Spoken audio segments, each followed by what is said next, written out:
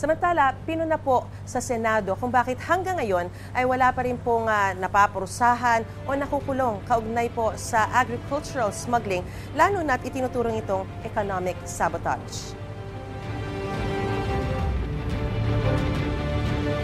Kabilang sa mga tinalakay sa pagdinig ng Senate Committee on Agriculture, Food and Agrarian Reform, ang nabiso ng Department of Agriculture na smuggling sa Port of Subic ng 318 million pesos na halaga ng mackerel, carrots at sibuyas. Itinanggi ng mga nakalistang consignee na kanila ang mga produkto.